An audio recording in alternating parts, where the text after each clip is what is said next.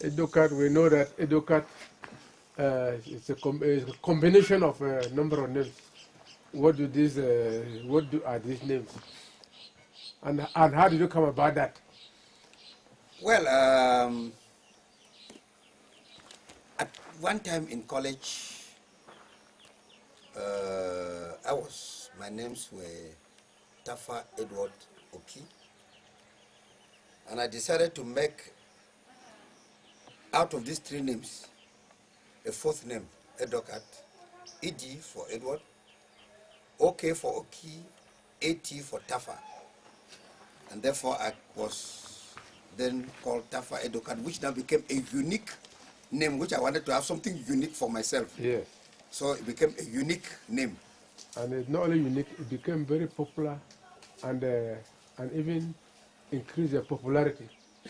And your people enjoyed it, your children enjoyed it. I can see your wife beaming behind there with a smile. Yes. Yes, I think we are right now in the shea and in a humble premises here, and which I think that it was not an easy way to come to this property. That's right. Yes. How did you manage to make it with all the difficulty, all the problems?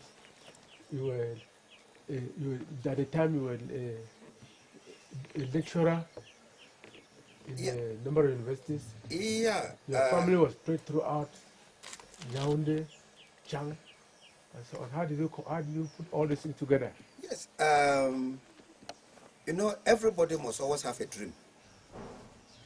And we had our own dream about the kind of home we wanted to make. And I'm one of those people who believed, and who has always believed, and I continue to believe, that my best house should be the one in my village and not somewhere else, because our own village is only going to be developed by us.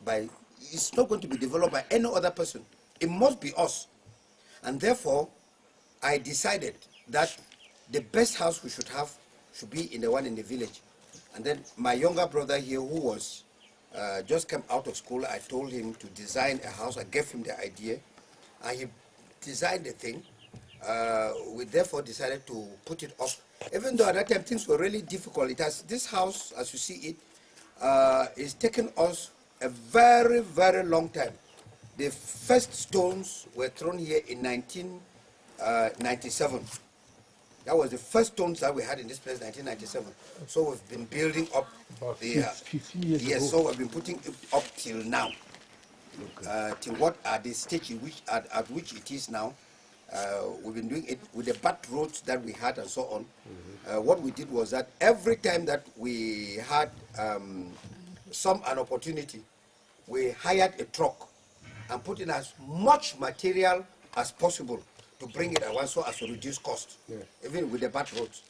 So congratulations for the hard work, and Patrick, the young man, the young designer, and were you also the builder? He did. Yes, congratulations. He did. It's a beautiful, I think it's one of the most beautiful pieces of architecture in our village. If we had 10 houses like this face of Oshe will change. Yes, I think on a more serious note now, Prof, recently you were widely circulated on the internet. Widely circulated on the internet with so many messages flowing in onto you after you were recently appointed as the Vice Rector of the University of Chang in the Western Province.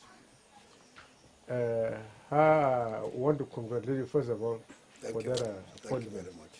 Yes, and we are still looking very lucky. We would have thought that by now you should have been very tense somewhere, attending a very difficult complex situation. So how are you taking off? How are you beginning? How are you starting? Yeah, thank you, Marty. The thing is, this is a humble appointment that came in recognition of what we have been doing in the university, trying to build the university and so on. And the appointment came as an elevation of that work that we started before. So, but one thing I will need to say is that there's a bit of relaxation as a vice rector than when I was a dean. Because as a dean, as you enter the office right from the morning, you have tension from students, you have tension from workers, you have tension from teachers, and so on and so forth. But as a vice rector, there are very few students who come to see me for personal problems and so on. So I'm more relaxed, and being the vice rector of research and cooperation, I do a lot of movements, going to places to do cooperation with universities, enterprises, and so on. And then we receive visitors who are coming on cooperation matters and so on. So those are the kind of things we're doing, and it is more relaxed because we meet so many kinds of people every day than the routine kind of thing with students and so on.